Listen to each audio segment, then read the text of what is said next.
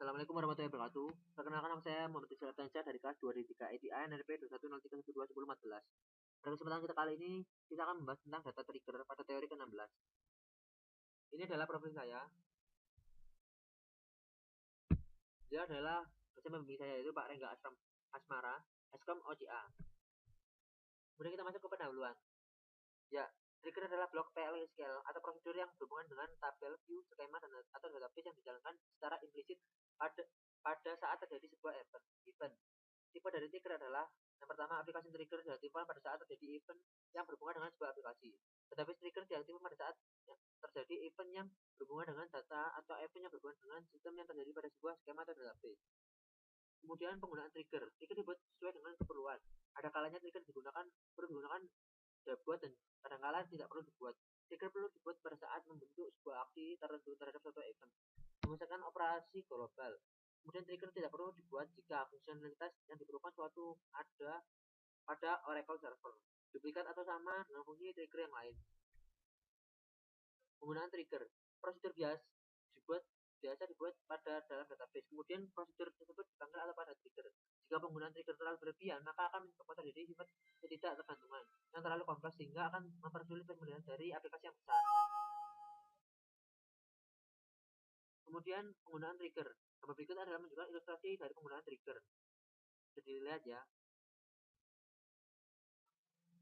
Penggunaan trigger pada gambar tersebut, database trigger cekal salary memeriksa nilai gaji pada saat suatu aplikasi mencoba untuk memasukkan baris baru ke dalam tabel employees.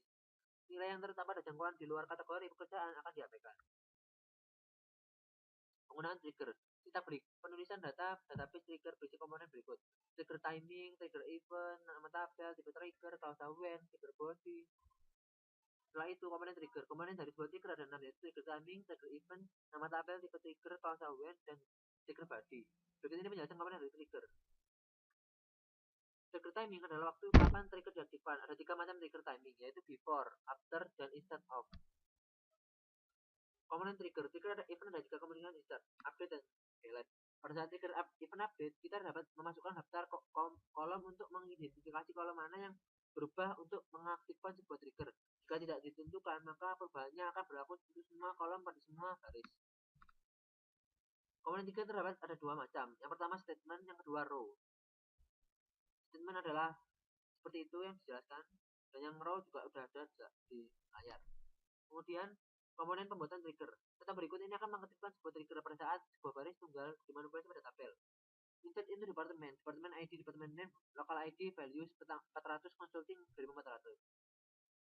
Contoh pembuatan trigger. Ilustrasi dari trigger timing untuk event tersebut adalah sebagai berikut. Ya, dilihat pada gambar.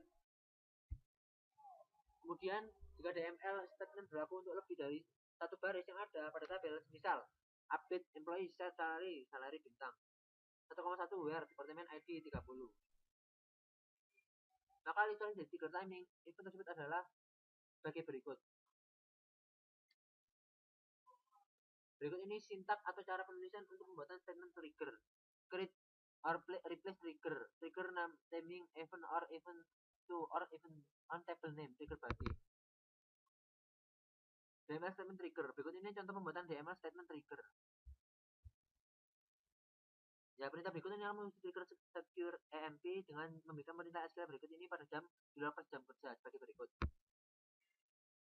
Beberapa event pada trigger bias dikombinasikan dalam sebuah trigger dengan menggunakan predikat kondisional, inserting, updating, dan deleting.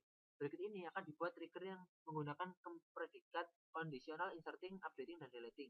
Untuk membatasi manipulasi data pada tabel employees hanya diperbolehkan pada setiap jam kerja mulai hari Senin sampai Jumat. Berikut ini sintak atau cara penulisan membuat row trigger. Create or replace trigger name, team timing, event 1, or event 2, or event 3, on table name, referential out as new, for each row when condition trigger body.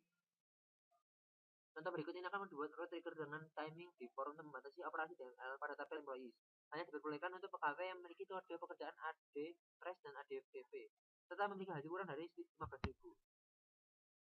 Jika kita mencoba memberikan perintah SQL sebagai berikut, maka akan mendapatkan pesan kesalahan. Update employees, set salary 15.500, where last name Brussels. Menggunakan old and new qualifier. Pada row trigger, nilai dari kolom sebelum dan sesudah perubahan data dapat dirujuk dengan menggunakan old dan new qualifier. Old dan new hanya digunakan pada row trigger. Old dan new menggunakan prefix. Untuk penyataan dan perintah SQL, jika qualifier ini terlibat dalam pembatasan kondisi pada clause when, maka tidak digunakan prefix. Row trigger akan menurunkan untuk kinerja jika banyak dilakukan update pada tabel yang cukup besar. Menggunakan old dan new qualifier. Menggunakan old new qualifier. Create or replace trigger audit employee value. After deleting or inserting or update on employees for each row, begin insert into audit M table dan sebagainya. Kemudian untuk menggunakan old new qualifier untuk memeriksa hasil dari trigger data sebutkan perintah single sebagai satu row, satu row created dan satu row update.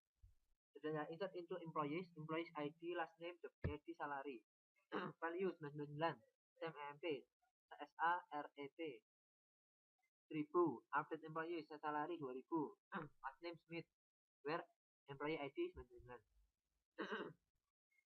Kemudian hasil perintah SQL tersebut adalah akan disimpan sebagai record perubahan pada tabel audit EMP tabel sebagai hasil dari operasi trigger.